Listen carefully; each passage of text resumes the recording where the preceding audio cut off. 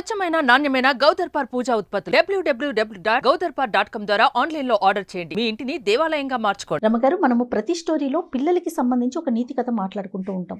ప్రతి వీడియోలో కూడా మనం అది కంటిన్యూ చేస్తూ వస్తున్నాం. అయితే ఈరోజు నాకేమనిపించిందంటే, తల్లులకి ఏదైనా చెప్పదగ్గ స్టోరీ ఉంటే చెప్పిద్దాం మీతో అని అనిపించింది. కానీ మీరు ప్రతి దాంట్లో ప్రతి వీడియోలో కూడా మీరు చెప్తూనే ఉంటారు, ముందు తల్లులు నేర్చుకోవాలి, తల్లులు ఆచరించాలి, తర్వాత పిల్లలు ఫాలో అవుతారని. సరే, తల్లులకి కథ అంటే ఇది ఒక నా ఫేవరెట్ స్టోరీ చాలా సంవత్సరాల క్రితం చదివాను నేను. బహుశా నా కాలేజ్ మొదలైన కాలంలో 30 ఏళ్ళైనా అయ్యిందని అనుకుంటున్నా. అంత పాత కథ. మామూలుగా నేను రైటర్స్ని గుర్తుపెట్టుకుంటా. ఏదైనా ఒక కథ చదివితే కథ రైటర్ ఎవరు అని చెప్తూ ఉంటారు కూడా మీరు. ప్రతిదానికి రైటర్ పేరు చెప్తాను. నేను చదువుతాను అంటే ఇప్పుడు ఒకరి కథలు నచ్చినాయి అనుకో, వారి కథలు వెతుక్కుని అవి చదవటం, అలా నాకు ముందు నుంచి అలవాటు ఉంది. మా దగ్గర లైబ్రరీ చాలా పెద్దది ఉంది, మా కాలేజీలో ఉంది. మా నాన్నగారికి బాగా పుస్తకాలు కొనే అలవాటు ఉంది. మా అన్నయ్య అంతే, పుస్తకాలు ఎక్కువ ఉండేవి మా ఇంట్లో. దానివల్ల నేను ఎక్కువ చదవటం వల్లే ఈ పని చేయగలుగుతున్నాను అనమాట. అయితే నేను చదివిన ఈ కథ తాలూకు రైటర్ ఎవరో ఆ రోజున నేను శ్రద్ధ పెట్టి తెలుసుకోవాలి. ఏదో పత్రికలో చదివినట్టే నాకు జ్ఞాపకం. బాగా చాలా బాగా మనసుకు హత్తుకుపోయి ఉందన్నమాట. ఆ కథ చదివిన మొదటి రోజున, అంటే మొదటిసారి చదివినప్పుడు ఎంత రోమాంచితంగా, ఎలా అత్యద్భుతంగా అనిపించిందో ఎన్నిసార్లు చెప్పుంటానో, 100 సార్లు చెప్పుంటా ఆ కథ. నేను ప్రతిసారి నాకు అదే ఫీల్ కలుగుతుంది. చాలా అత్యద్భుతమైన కథగా తోస్తుంది. నేను చాలా మందికి చెప్పినప్పుడు ఈ కథ రైటర్ ఎవరో తెలుసా, మీరు ఎక్కడైనా చదివారా అని అడుగుతూనే ఉన్నాను. నాకు దాని ఆన్సర్ రాలేదు. ఇవాళ ఇప్పుడు అంటే మనం ఈ ప్రోగ్రామ్ స్టార్ట్ చేసిన దగ్గర నుంచి ఏదో ఒక సందర్భంలో ఈ కథ చెప్పి దీని రైటర్ ఎవరు, వారెవరో తెలుసుకోవాలని కోరిక ఆడియన్స్లో ఎవరైనా, ఇప్పుడు మన 300 మంది చూస్తారు, వాళ్ళలో ఎవరో ఒకళ్ళు ఈ కథని ఫలానా వారు రాశారు ఆయన అని పేరు తెలిస్తే చాలా సంతోషిస్తాను నేను. చూడండి, మామ్ ప్రేక్షకులందరూ రమగారి కోసమైనా మీకు ఎవరికైనా ఆథర్ నేమ్ తెలిస్తే కనుక డెఫినెట్గా కామెంట్ రూపంలో తెలియచేయండి.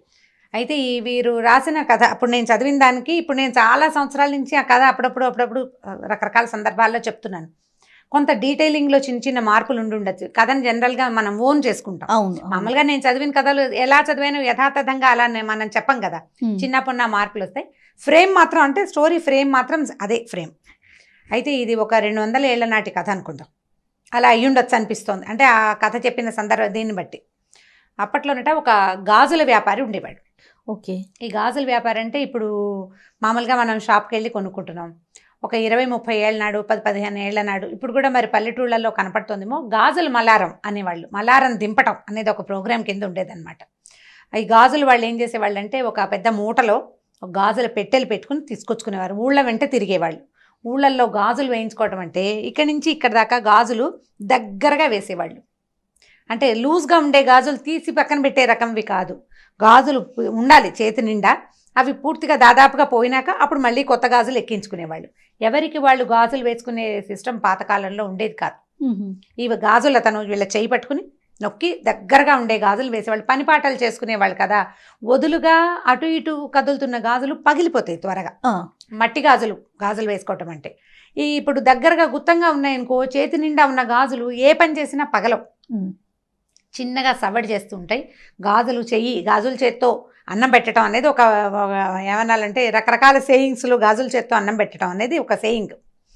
అయితే ఈ గాజుల వ్యాపారి ఉండేవాడు. ఈయన చాలా దేవీ భక్తుడు. ఓకే. అయితే ఆయన పేరేదో కానీ ఆయన దుర్గా అనేవాడు. ఎప్పుడు దుర్గా నేను రామ అంటుంటాను నేను, అలా ఆయన దుర్గా అనేవాడు. ఈ దుర్గా ఎట్లా అంటే, కనపడ్డ అమ్మాయి దుర్గే, గాజులు వేయించుకునే అమ్మ తల్లి దుర్గే, అందరూ దుర్గలే. అతను అలా దుర్గా అని ఎప్పుడు దుర్గని తలుచుకుంటుంటే ఆయన దుర్గాదాస్ అనేవాళ్ళట. అయితే ఈ దుర్గాదాసు ఊళ్ళ వెంట తిరుగుతూ ఉండేవారు, గాజులు వేసేవాడు.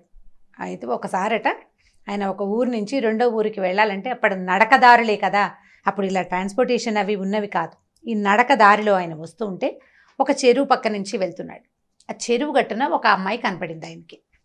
అమ్మాయి మరీ చిన్నపిల్ల కాదు, ఒక 25-30 సంవత్సరాల లోపల వయసు ఉంటుంది. అందంగా చక్కగా బాగుంది. ముక్కుకి ఒక ముక్కు పుడక, రెండో ముక్కుకి బేసరి. పాత రోజుల్లో అలా ఉండేవి కదా, 2 ముక్కు పుడకలు ఉండేవి. అక్కడి నుంచి సర్వాలంకారాలతోటి అమ్మాయి చక్కగా ముత్తైదు పెళ్ళైన అమ్మాయి కనపడి పిలిచి గాజులేస్తావా అని అడిగింది. అయితే ఇంత నిర్జనంగా ఉంది ఈ అమ్మాయి ఇక్కడ ఎందుకుందంటే, ఆ అమ్మాయి చేతిలో బిందు ఉంది, మంచినీళ్ళకి వచ్చిందని అనుకున్నాడు. ఓకే. నేను ఆ ఊరు వెళ్తున్నాను, నువ్వు ఆ ఊరు వెళ్ళిపోతున్నావు, నేను ఇంటికి వెళ్తాను, నువ్వు నాకు గాజులు వెయ్యి అని చెప్పి చెయ్యి అందించింది. అందించేసరికల్లా ఈయన ఏం చేశాడు, సరే ఒక చెట్టు కింద దింపాడు మల్లారం. పెద్దవాడు ఒక 50 ఏళ్ళు ఉండుంటాయి బహుశా. అమ్మాయి చెయ్యి అందిస్తే ఎర్రవి బాగున్నాయి, ఆకుపచ్చవి బాగున్నాయి, పసుపచ్చవి బాగున్నాయి అంటే 3 రంగుల గాజులు చేతుల నిండా వేశాడు. పిల్లని చూస్తే కలిగిన అమ్మాయి లాగానే కనపడుతుంది. ఈ అమ్మాయి దగ్గర డబ్బులు ఉండవని అతను ఎందుకు ఊహిస్తాడు? గాజులు వేయించుకుని ఏదో తృణమో పణమో, అప్పుడు పెద్ద ఖరీదులు కాదు, కాసు, అరకాసు, పావల, 10 రూపాయలు బేడలు కాణీలు ఉండే రోజులు, అణాలు అర్ధనాళ్ళు ఉండేవి. అయితే ఇవి వేసిన తర్వాత ఈ అమ్మాయి ఏం చెప్పిందంటే, నువ్వు ఈ ఊరు వెళ్తున్నావు కదా, ఫలానా శివాలయం ఉందా, శివాలయం పక్కన కర్ణం గారి ఇల్లు ఉందా, ఆ పక్క సందులోంచి కొంచెం లోపలికి వెళ్తే ఒక ఎత్తరుగుల ఇల్లుంది, ఆ ఇల్లు మాదే, మా నాన్నగారు ఉంటారు, ఈ గాజులకు డబ్బులు నువ్వు అక్కడ తీసుకో ఓకే అని చెప్పింది. చెప్పేసరికల్లా అదేమిటి నువ్వు డబ్బులు లేకుండా ఎందుకు వేయించుకున్నావని అదని అతను అనలా. ఎందుకంటే ఇది అతను పనే కానీ అది వ్యాపకంగా చేస్తున్నాడు కానీ వ్యాపారంగా చేయటం లేదు ఆయన. ఇలా స్త్రీ రూపంలో ఈ అమ్మాయిలకి గాజులు వేస్తూ అమ్మవారికి గాజులు వేసినంత సంతోషించేవాడు. అతనికి వచ్చిన కొంత సంపాదనే అతనికి చాలు, ఏదో ఇచ్చింది పుచ్చుకునేవాడు అంతే. సరే ఏమన్నాడు, ఈ అమ్మాయి బిందె పుచ్చుకుంది, ఇంకా నేను నీళ్ళు తెచ్చుకోవాలి, నువ్వు వెళ్ళిపోతున్నావు కదా, వెళ్ళి తీసుకోమంది. మా నాన్నగారి ఇంటికి వెళ్ళు, మా అత్తారిల్లు ఇది, మా నాన్నగారు ఊరు ఆ ఊరు, మా అత్తారు ఊరు ఈ ఊరు అని చెప్పింది. చెప్పేసరికల్లా మా నాన్నని అడిగి డబ్బులు తీసుకోమంటే ఈయన బ్యాగ్ అంతా సర్దుకున్నాడు. బయలుదేరుతుంటే ఓవేళ మా నాన్నగారు ఆయనకి నా మీద కోపంగా ఉంది, మా అత్తారి మీద కోపం వచ్చింది, మాకు అమ్మాయి లేదు, నేను ఇవ్వనంటాడేమో, మా దేవుడి గదిలో కుంకుమ భరణి ఉంది, దేవుడి మందసాన్లోనే కుంకుమ భరణి ఉంది పాతది, అందులో కాసుంది, అది తీసి ఇవ్వమన్నానని చెప్పి. ఆయన కాదంటాడు, నువ్వు గట్టిగా పట్టుకో, నువ్వు గాజులు ఇన్నేసావు, డబ్బులు తీసుకోవాలి కదా, కాబట్టి ఆయన కాదన్నా సరే ఈ మాట చెప్పి డబ్బులు తీసుకో అని చెప్పి. సరే సరే అన్నాడు. ఆ అమ్మాయిని అక్కడ వదిలిపెట్టి ఈయన సంచి తాను తట్టాబుట్టా సర్దుకుని ఆ ఊళ్ళోకి వెళ్ళాడు. శివాలయం వచ్చింది, దండం పెట్టుకున్నాడు, కర్ణం గారి ఇల్లు కనపడింది, పలకరించాడు, పక్క సందులోంచి లోపలికి వెళ్ళాడు. ఎత్తరుగుల ఇల్లు. అయితే ఇల్లు పెద్దదే కానీ బాగా పేదరికంలో ఉన్న ఇల్లే అది. అక్కడి నుంచి ఆ ఇంటి ఆయన్ని పిలిచాడు. బయట ఒక 5-6 వేద విద్యార్థులు ఎవరో కూర్చున్నారు, వేద పాఠం చదువుకుంటున్నారు.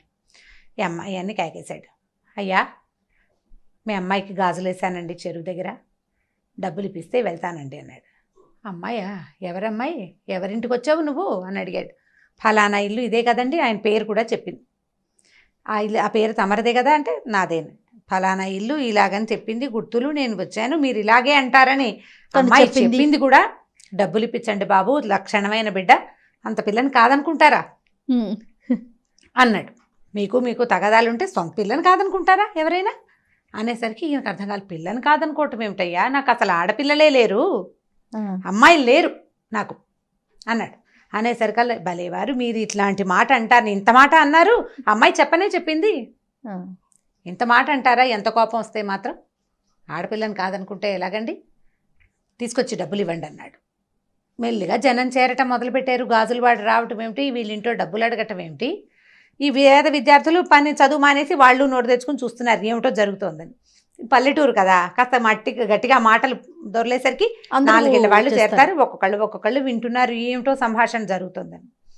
ఈయన అవునంటాడు, కాదంటాడు, అతను అవునంటాడు. ఇక విసుగొచ్చి ఏమన్నాడంటే, అయ్యా అమ్మాయి చెప్పింది, మీ ఇంట్లో పూజా మందసంలో కుంకుమ భరణ పాతది ఉందిట, ఆ తెరిచి చూడు, అందులో కాసు ఉంటుందని చెప్పింది అమ్మాయి, ఆ కాసైనా తెచ్చి నాకు ఇవ్వండి, నేను వద్ద పోనీలేమ్మా, ఆడపిల్లవి, నీకు గాజులు వేసాను, మీ నాన్నకి ఇష్టం లేకపోతే పోనీలేమన్నాను, కాదు గాజులకు నువ్వు డబ్బులు తీసుకోవాల్సిందేనని చెప్పింది, బంగారం లాంటి బిడ్డ, నువ్వేం తండ్రివయ్యా, పట్టుకురా ఆ కాసు తెచ్చివి నాకు, ఆ అమ్మాయి నన్ను తెచ్చుకోమంది అన్నాడు.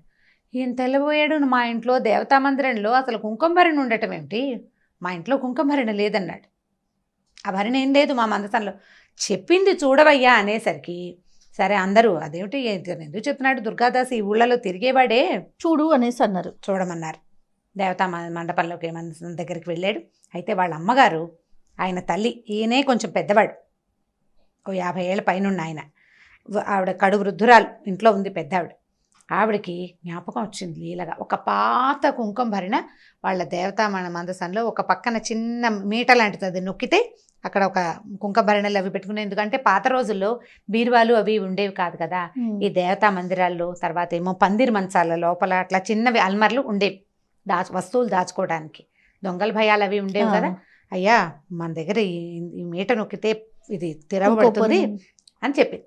తీరా తెరిస్తే కుంకుమభరణ బయటకు వచ్చింది. ఆయన చాలా ఆశ్చర్యపోయాడు.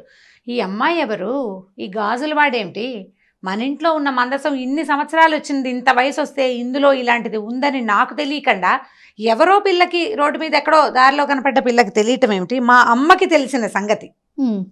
ఆయనకి లోపల నుంచి ఒక ఉద్వేగం వస్తుందన్నమాట, ఎట్లా ఇది బయటికి తెలిసింది అని. ఆయన ఏం చేశాడు, కుంకుమభరణలో చేయి పెట్టాడు. కాసు తగిలింది. కాసు ఇట్లా తీసాడు బయటికి. ఇంకో కాసు కనపడుతోంది. ఇది ఎడం చేతిలో పెట్టుకున్నాడు. ఆ కనపడిన రెండో కాసుని తీస్తున్నాడు. తీస్తుంటే ఇంకో కాసు కనపడుతోంది కింద. ఆ చేతిలో పెట్టుకున్నాడు. మళ్ళీ తీసాడు. తీస్తూ ఉంటే ఒక్కో కాసు బయటికి వస్తూనే ఉంది. ఆయన ఈ పట్టుకున్నవాడు అట్లా కూలబడిపోయాడు. వాళ్ళ అమ్మ, భార్య, ఇంత పిల్లవాడు, మగపిల్లలు ఉన్నారు ఆయనకి, ఆడపిల్లలు లేరు. అప్పుడు వాళ్ళ అమ్మగారు ఏం చెప్పారంటే, ఇది చాలా పురాతనమైన పూజా మందిరంలో ఈ ఒక కాసు మనకు అమ్మవారు, మా తాత అంటే నాయన ఆయన తల్లి తాలూకు తాత కాదు, తండ్రి తాలూకు తాతగారు అర్చించేవారట ఆ కుంకుమభరణలో ఉన్న ఆ ప్రతిమని. తర్వాత కాలంలో అర్చన మానేశారు. అది అలా లోపల ఉండిపోయింది. ఈ కాసులు పట్టుకునేసరికల్లా ఈయనకి ఉద్వేగం తట్టుకోలేక దుఃఖం వస్తుంది. గబగబా కాసులు పుచ్చుకొని బయటకు వచ్చాడు. జనమంతా చేరిపోయారు కదా. అయ్యా నువ్వెవరిని చూసావో, ఆ అమ్మాయి ఎక్కడుందో నాకు చూపించవా అని అడిగాడు. అందరూ వెళ్ళారు. వెళ్తే చెరువు దగ్గరికి వెళ్ళారు. వెళ్ళాక ఇక్కడే చూశాను నేను అమ్మాయిని అంటాడు. చెరువు చుట్టుపక్కల ఏమీ లేవు, చెరువే ఉంది, పద్మాలతో నిండిన సరోవరం. మామూలు ఊళ్ళల్లో చెరువుల్లో కనపడతాయి. అయితే ఈయన, అయ్యా నేను ఇక్కడే చూశానండి, ఆ అమ్మాయి ఎటు వెళ్ళిందో, పాదాలు ముద్రలు కూడా ఏమీ కనిపించట్లేదు. చెరువు వైపు నడిచినట్టే కనపడుతున్నాయి కాలి గుర్తులు, బయటకు వచ్చినట్టుగా ఏవీ లేవు. మామూలుగా బురద ఉంటుంది, చెరువు ఒడ్డున బురద ఉంటుందిగా, చెరువులోకి వెళ్ళి వెళ్తారు ఎవరైనా, వెళ్ళి ఉండాలి కదా. అక్కడి నుంచి జనం అందరికీ అర్థమవుతుంది ఇక్కడ ఏదో ఒక మహత్తరమైన సంఘటన జరగబోతోందని.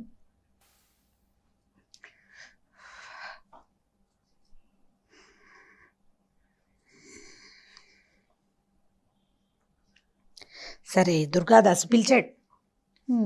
నేను ఒక అమ్మాయికి గాజులేసాను. జనం అంతా చెరువు దగ్గరికి చేరారు. ఊళ్ళో వాళ్ళంతా వస్తున్నారు, ఇక్కడ ఏదో జరగబోతోందని తెలుస్తోంది. అక్కడి నుంచి ఈ దుర్గాదాసు, అమ్మా నేను నీకు గాజులేసానని చెప్పినా కూడా నమ్మలేని పరిస్థితి కనపడుతోంది. వాళ్ళకి అమ్మాయిలే లేరని ఊరంతా సాక్ష్యం చెప్తున్నారు. నేను ఏ తల్లికైతే గాజులేసాను ఆమె ఇక్కడ కనపడితే కానీ ఇప్పుడు నమ్మరు. ఈ విషయం నేను ఎట్లా చెప్పానో కూడా నాకు తెలియటం లేదు అని చెప్పి ఈయన గట్టిగా ఎలుగెత్తి దుర్గా దుర్గా అని పిలిస్తే చెరువులోంచి 2 చేతులు వచ్చినాయి పైకి. రెండు చేతులకి ఎరుపు, పసుపు, ఆకుపచ్చ గాజులు ఫుల్గా ఉన్నాయట చేతుల నిండా. ఈ పైకి వచ్చిన చేతుల్ని ఆ ఊరంతా చూసింది. వాళ్ళు ఏమనుకున్నారంటే ఒక శక్తి ఒక బ్రాహ్మడి ఇంట్లో 100 సంవత్సరాల పైగా నిక్షిప్తం అయిపోయి లోపల ఉండిపోయిన శక్తి నన్ను పూజించే సమయం వచ్చింది అని బయటికి రావడానికి ఆమె చేసిన ప్రయత్నం ఏంటంటే ఒక గాజులు అతని పూర్వజన్మ పుణ్యం, అతను చేసుకున్న పుణ్యం అంటే ఈ కథలో ఉన్న శక్తి అలాంటిదన్నమాట. అంటే భగవంతుడు తనని తను ప్రకటితం చేసుకోవాలంటే ఎలాగైనా చేయొచ్చు, శక్తి అది. ఇప్పుడు దేవుడు అంటే మగవాడే కాదు కదా, మగవాడికి మూలం తల్లి. ఆమె తనకి తాను బయటికి రావాలని గనక ప్రకృతి భావిస్తే ఈ రకంగా ఎవరికైనా ప్రత్యక్షం కావచ్చు. దానికి ఋషీశ్వరులు, మునీశ్వరులు వాళ్ళే కావక్కర్లేదు, ఏమక్కర్లే. ఏ కుటుంబంలో అయితే ఆమె ఆనుచానంగా సంవత్సరాల తరబడి పూజలు అందుకుని తర్వాత కొంత గ్యాప్ తర్వాత మళ్ళీ వాళ్ళకి కనపడాలని అనుకుని దానికి ఈ గాజులతన్ని వ్యాజంగా చేసుకుంది. అతను ప్రత్యక్షంగా ఆమెను చూశాడు, పట్టుకుని గాజులు వేశాడు చేతికి. ఎందుకంటే ఆయన అందరి ప్రతి అమ్మాయిని ఆయన దుర్గగానే భావించేవాడు. అమ్మవారికే గాజులు వేస్తున్నంత భక్తి ప్రపత్తులతోటే గాజులు వేశాడు. ఒకవేళ డబ్బు ఇవ్వకపోతే పోనీ అనుకునేవాడట. ఎవరు ఇవ్వగలిగిన తల్లి దగ్గర తీసుకుని, ఏ పిల్లైనా ఆడబిడ్డకి చేతులకి గాజులు ఉండాలి కదా, ఎవరికైనా చేతికి గాజులు ఉండాలి. ముత్తైదు పిల్లకి గాజులు లేకపోతే ఎట్లా? ఇవ్వగలిగిన వాడు ఇస్తాడు, ఇవాళ ఇవ్వకపోతే వచ్చే సంవత్సరం ఏ ఒడ్లో మినుములో పెసలో ఇస్తారని వేసేవాడట. అతని దగ్గరున్న ఆ లక్షణానికి మెచ్చి ఆమె స్వయంగా అతని దగ్గరకు వచ్చి గాజులు వేయించుకుని అక్కడికి వెళ్ళి తీసుకోమని. ఇప్పుడు ఎవరైతే పూజ చేయాలో వాళ్ళు ఆమెను చూడలేకపోయారు. చూడండి, చిత్రమైన సంగతి కదా. ఈ చెరువులోంచి చేతులు పైకి రావడం, ఆ చేతుల నిండా ఉన్న గాజులు ఉంగరాలు దగదగాయమానంగా ఉన్న ఆ చేతులు ఆ ఊరంతా చూసింది. స్పృహ తప్పి పడిపోయాడట దుర్గాదాస్. ఆ తర్వాత ఈ కథ అట్లా నడిచింది. మళ్ళీ వాళ్ళ ఇంట్లో మళ్ళా లలితా పూజ అందుకుంది, వాళ్ళకి ఐశ్వర్యం వచ్చింది, వాళ్ళు చాలా పేదవారు అయిపోయారు ఆ కుటుంబం వాళ్ళు. ఆ తర్వాత మళ్ళీ అక్కడ బాగా వాళ్ళకి అన్ని రకాల సంపదలు వృద్ధి పొందినాయి. అయితే ఇది ఎవరో ఒక కుటుంబం గురించి చెప్పించిన కథ కూడా అయి ఉండాలి. నేను చదివాను కానీ ఆ రాసిన వారి మహానుభావులు వారి పేరేమిటో నేను నాకు జ్ఞాపకం పెట్టుకోలేకపోయాను. చిన్నతనము మొదటిది, ఆ రోజుకి ఆ ధ్యాస లేకపోవటం, ఏదో పత్రికలో వచ్చింది చదివాను. మళ్ళీ తలుచుకుంటూ ఉంటే నాకు అది చాలా ఉద్వేగభరితంగా అనిపించింది. ఇది నా జీవితంలో చదివిన అత్యద్భుతమైన అతి తక్కువ కొన్ని కథల్లో ఇదొక కథ. ఎవరికైనా ఈ రైటర్ తెలుసుంటే ఆ రైటర్ పేరు వారెవరో మహానుభావులు నాకు తెలియజేస్తే వాళ్ళకి బాగా రుణపడి ఉంటాను నేను. ఎందుకంటే ఎప్పటి నుంచో ఇప్పుడు నేను ఎంతమందికి చెప్పుంటానో, చెప్పిన ప్రతిసారి ఇదే ఉద్వేగం, ఇదే ఆనందం కలుగుతుంది జయ నాకు. ఎందుకంటే భగవంతుని మనం తెలుసుకోవటం ఒక రకం. మనం మామూలుగా చెప్తాం దేవుడు ప్రతి చోట ఉండలేక తల్లి రూపంలో జన్మించాడు, అందుకని ఆయన తల్లే దేవుడుగా మనకి ప్రతి విషయానికి వస్తుందని. కొంతకాలం మన అమ్మ మనకి దేవుడు, తర్వాత మనం దేవుళ్ళం అవుతాం మన పిల్లలకి. ప్రతి స్త్రీ కూడా దేవస్వరూపమే. అయితే ఈ దైవ స్వరూపాల్లో ఒక్కొక్కళ్ళు కొంచెం ఇబ్బంది పడి ఇందులో నుంచి తొలగిపోతున్నారు కూడా. పాపం వాళ్ళకి భగవంతుడు ఇచ్చింది అది అందులో నుంచి తొలగిపోమని. కానీ ఎవరైనా సరే ఇలా ఉండవలసిందే. ఇలాంటి దాన్ని మనకి కలిగించింది ఒక శక్తి ఏదో ఉంది కదా. ఆ శక్తిని గురించి మనం ఇట్లాంటి కథలు తెలుసుకుంటే మనం ఈ దేవుడు లేడు, ఇలాంటిది ఏదీ లేదు, ఇలాంటి భావన నుంచి బయటపడిపోతామని అనిపిస్తుంది. కానీ మామ్ స్టార్ట్ చేసిన డే 1 నుంచి మన ఇద్దరం ఎన్నో వీడియోస్ చేసాం రామ్ గారు. ఫస్ట్ టైం నేను మిమ్మల్ని చూశాను. ఒక స్టోరీ మధ్యలో మీరు ఆగిపోయి మళ్ళీ రీస్టార్ట్ చేయటం అనేది ఇది బహుశా ఫస్ట్ వీడియో అనుకుంటాను. ఈ కథలో ఉంది కదా జయ, ఈ కంటెంట్లోనే అలాంటిది ఉంది. ఎంత చిన్న మామూలు వాడికి, మామూలు మనిషికి, మామూలు వ్యాపారస్తుడికి దేవి సాక్షాత్కారం జరగటం అనేది చాలా అత్యద్భుతమైన సంగతి. ఇలాంటివి ఇంకొక 2 కథలనంటే నాకు చాలా ఇష్టమైన కథలు. ఈ కథ నాకు చాలా ఎంత హాట్ ఫేవరెట్ అంటే, దీనంత ఇష్టమైన కథ నిద్రలో కూడా నేను తలుచుకునే కథ ఇంకొకటి లేదు. చాలా అత్యద్భుతమైన కథగా తోస్తుంది ఎవరో మహానుభావులు. అయితే నేను ఒక అమ్మాయికి ఈ కథ చెప్తే తను నెట్లో ఇంగ్లీష్లో ఈ కథ చదివాను, బ్యాంగిల్ సెల్లర్ అని ఈ కథ చదివానని చెప్పింది తను నాకు. కానీ తన కూడా ఆథర్ ఎవరో తెలియదు. ఓకే, అంటే ఈ ఎక్సైట్మెంట్ తనకి కలగల కథ చదివితే. నేను చెప్పినప్పుడు వచ్చింది ఆ అమ్మాయికి, నేను చెప్పినప్పుడు వచ్చింది. ఆ ఇంగ్లీష్లో కథ చదివితే ఇది ఇలాంటిది అమ్మవారి చేతిలో వచ్చినాయని రాశాడు, గాడెస్ కనపడిందని రాశాడు అని చెప్పింది అనమాట. బట్ నేను ఇంటర్నెట్లో సెర్చ్ చేశాను కానీ నేనేం సాధించలేకపోయాను ఆ కథను. అంటే సరిగ్గా మనం అడగాలి కదా ఈ స్టోరీ అని, రైటర్ పేరు ఏదైనా స్టోరీ పేరు చెప్పాలి. నేను 2 చెప్పలేకపోయాను, దాంతో నేను తెలుసుకోలేకపోయాను. ఈ కథ తెలుసుకోండి అమ్మా, పిల్లలకి వీలైతే కథ చెప్పగలిగితే దీన్ని బ్రీఫ్ చేసుకుని చెప్పండి మొదటిది. తర్వాత ఎవరికైనా ఈ రైటర్ పేరు కనుక తెలిస్తే, అంటే ఇది డీటెయిలింగ్ మారిపోయింది, నా భక్తి కూడా తోడైంది కదా, నాకు కూడా అమ్మవారి మీద ఉన్న భక్తి దీనికి తోడైంది. అందుకని కథలో కొంత డీటెయిల్స్ మారిన, ఫ్రేమ్ మాత్రం ఇదే కథ.